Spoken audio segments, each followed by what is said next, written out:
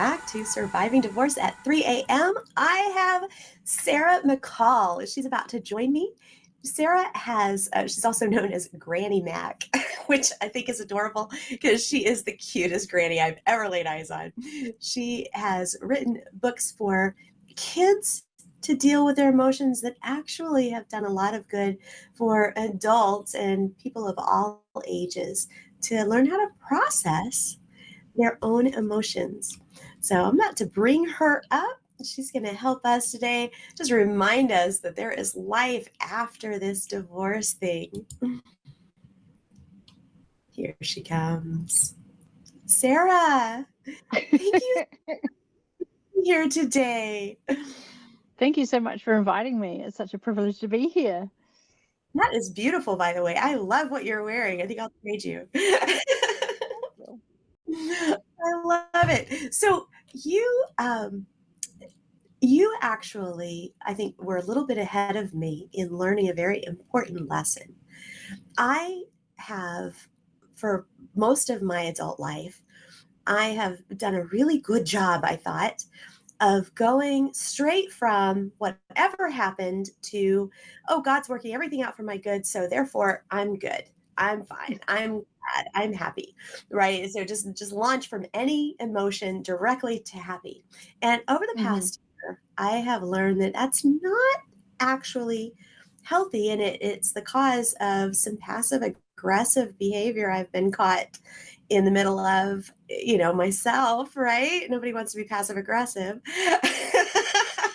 But we have to slow down and identify what we're feeling, allow ourselves to feel it, and then choose where we go with that, with God's help.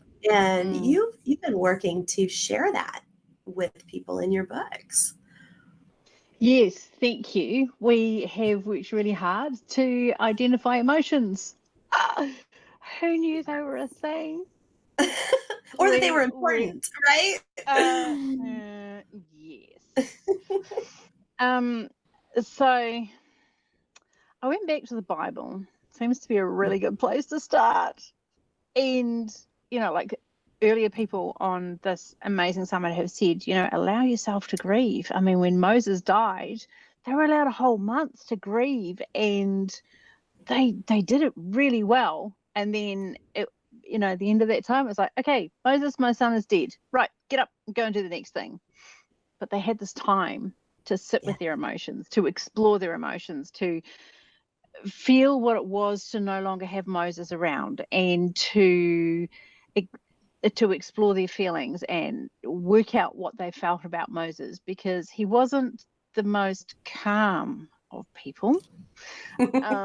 He faced some discipline issues himself. He struck that old stone instead of just pointing to it.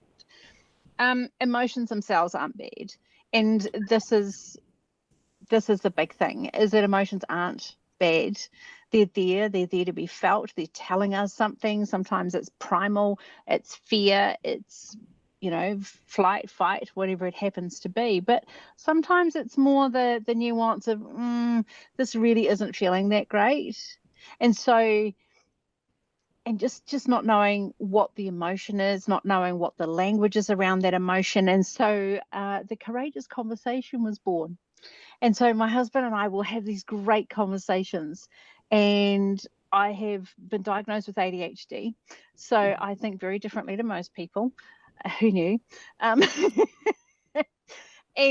look,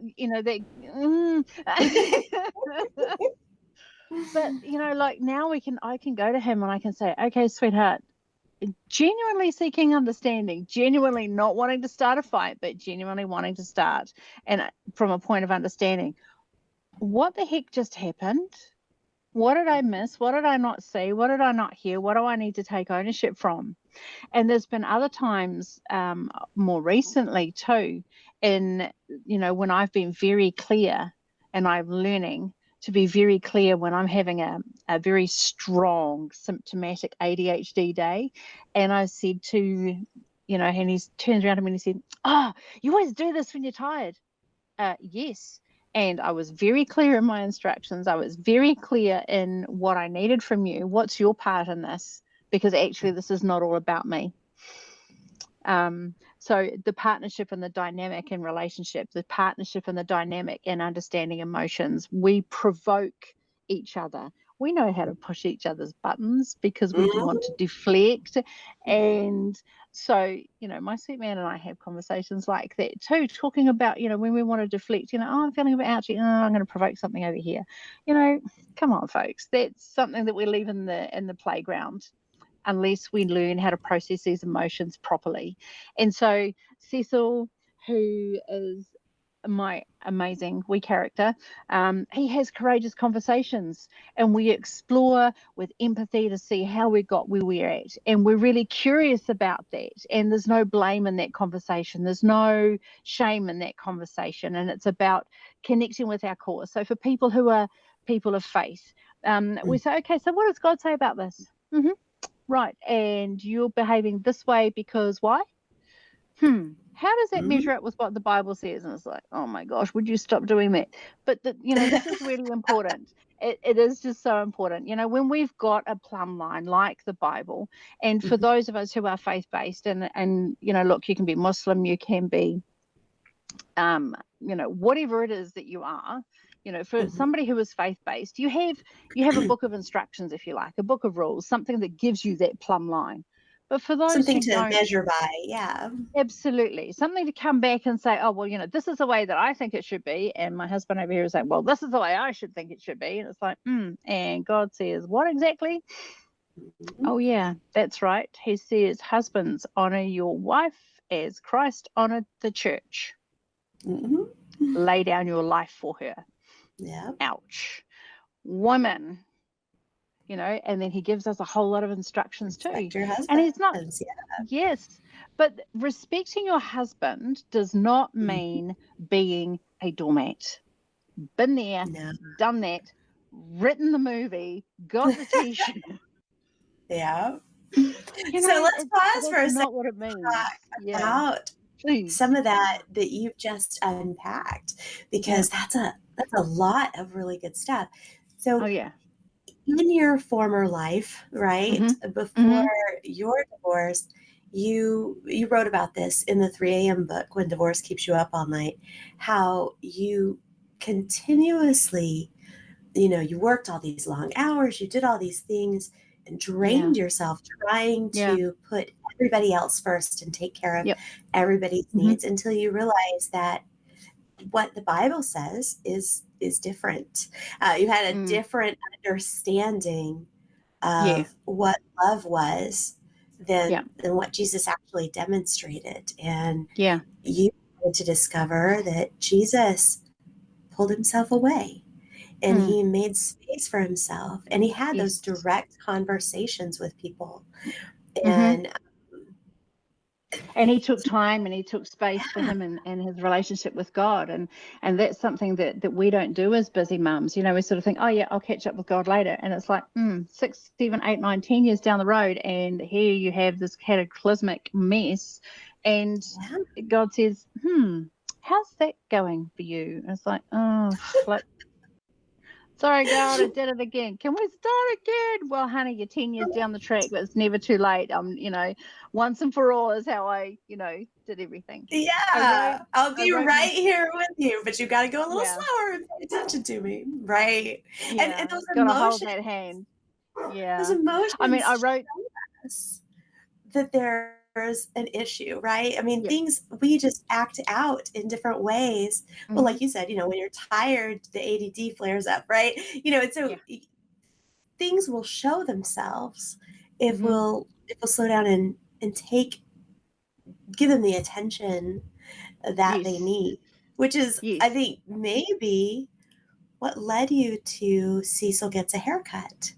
Yes, I wrote this simple book that you wrote. Sorry, go ahead. Tell us about this. No. I was just going to say that I wrote the chapter for the 3 a.m. book, and I wrote it after my separation from my then husband, and I was unpacking everything. I was looking at how it all went. I didn't understand that that's just part and parcel of ADHD, that I have this insatiable curiosity, and I want to understand how things work, and I want to understand the dynamic of things.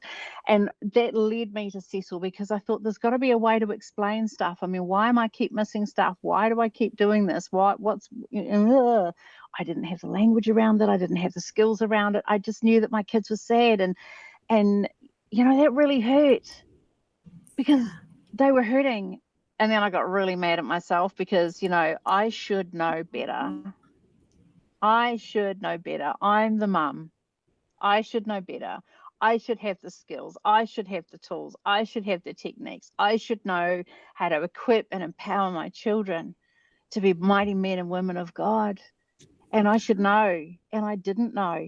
And so that's where we came to Cecil, was to say, hey, let me get alongside you. Let me talk to you about the Good Shepherd. Let me get alongside you. Let me talk to you about anxiety. Let's talk to you about these fears. Let's talk to you about what all the emotion is, and how to give you a framework around anxiety and what it looks like and where it comes from. And yeah, so it's been a pretty wild ride, to be fair.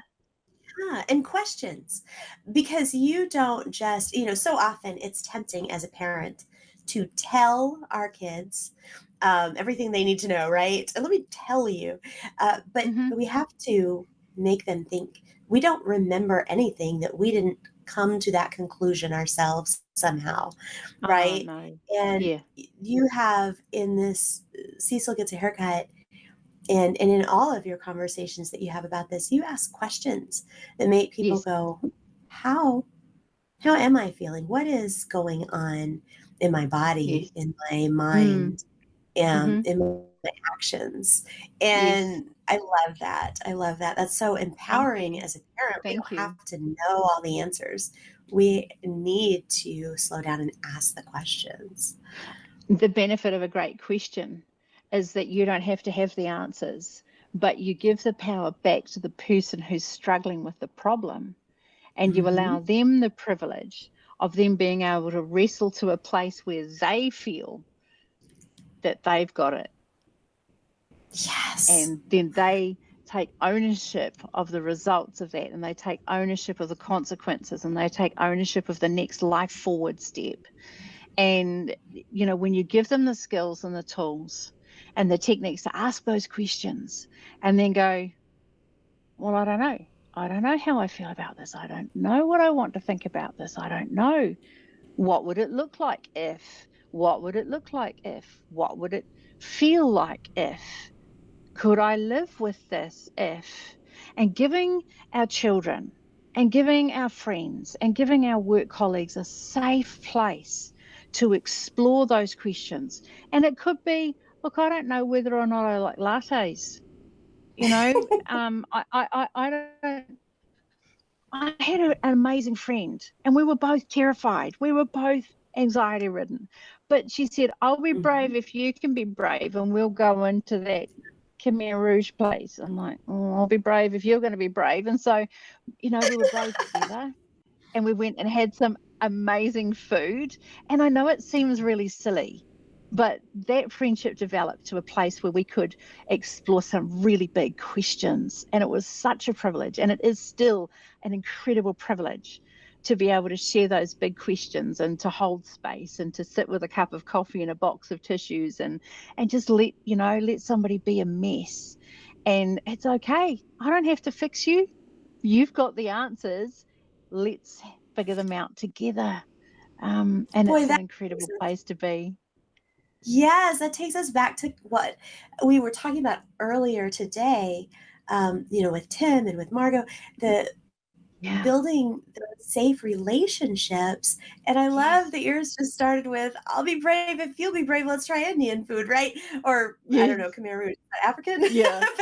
Yeah. Yeah. um, and that's what a It might have neat been place Indian. to just launch into uh, a friendship that just grew deeper.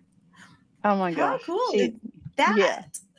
Now Very, you've very, had to very cool. learn to do things a little differently in Mm-hmm. order to have healthy relationships. Last time we talked, Mm-hmm. you were traveling in the US and you mentioned that it took a lot of effort for you to make a leap from expecting your husband you for everybody who hasn't caught on to that, Lara's life I after divorce, and remarried. Sarah has found a wonderful, wonderful man. But you Yes. you made the leap and had to say what you needed instead of just Oh my expecting gosh. him to That's take care right. of your needs. So, Absolutely. we have a minute or so, but I'm tell sure us we've got a about minute. that, I'm sure we've got a minute. We'll right? stretch it. Okay. Tell us So about my husband and I were walking through Penn Station, that. Mhm. and here we are, two Kiwis, never been in New York before, walking through Penn Station going to get a train. And I said to my husband, I saw a place where we could get food. And I said, food? He goes, no.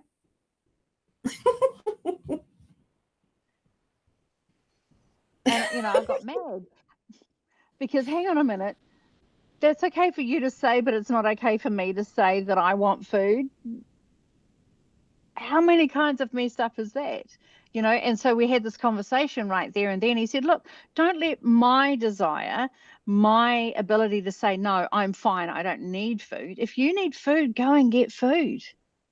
And so we had this incredible conversation, and I did a quick story. I did a wee bit of a reel on my Facebook page, and I've got to figure out how to post that there again. But the really important thing was that Mhm. in that moment, with that courageous conversation, I was able to learn to speak up for myself. And so being able to say, look, I'm too tired to deal with this conversation right now. I need to go for a walk. We were up at my grandparents' grave this afternoon, and it's the first time we're in the UK, just to give context. We're in the UK, and my grandparents, it's the first time I've been to my grandfather's grave. It's the first time I've been to my grandmother's grave. And I had to walk away because the grief was just overwhelming. And my sweet man said to me, are you okay? And I said, yep. And I walked away, and I knew he wasn't going to be able to walk with me because he's hurt his leg, but I could walk away for me. Yeah. And I could have the conversation with God on the way back, and I could say, be praising God for all these amazing things that my grandparents were in the lives of the people around them. And I was also able to bring forth the grief that, because we were immigrants to New Zealand, which is where I normally live, not at the Mhm. moment, but where I normally live, that I felt that I'd missed out. And actually I had never missed out, because I was still ringing them at 2 and 3 o'clock in the morning from New Zealand, and I was having a great conversation with them in the afternoon. And I have, the incredible deep love, and they've got a legacy of love that they've imbued in me. And so I've never missed out. But I was able to speak up for myself. And even though they slowed down and came past me in the car, they're like, hey, do you want to ride? And I was thinking at the time, it's all right for you neurotypical people. You've figured all this out. I'm neurodiverse. I've got an avalanche of emotions to deal with. Just go away and leave me alone. And instead of saying that, I was like, yeah, I'm fine. And just let them keep driving so that I could process what I needed to do, so that when I came back to the house, I wasn't taking up my bad temper on my 4 and 6-year-old cousins, which is what I would have done before, because I had no idea how to process the emotions. I had no I idea how to speak up for myself. Oh, that's beautiful. That's beautiful. So and I don't know, can you hear me? Because the little thing says nobody can hear. Okay, good. Yeah, I can totally hear you. But I Yeah. love that. So in just a few scenarios here, we've seen how practical Yeah. it can be to stop expecting other people to know what you're thinking, to stop expecting Oh other my people gosh. to make it all better, and to Mm-hmm. say, I'm not going to sacrifice all of my needs, to take care of you and then feel resentful. Instead, I'm going to say, hey, Yeah. yeah, you might not be Yeah. hungry, but I am. I'm going to get something. Or, hey, Yeah. feeling a lot of feels right now, and I need to step away and take my moment. Yeah. And in that space, you were Mm. able to refine the gratitude, right? You were able to Mm. feel the pain and come back to, I didn't miss out. I really got Yeah. good stuff. Oh, Yeah.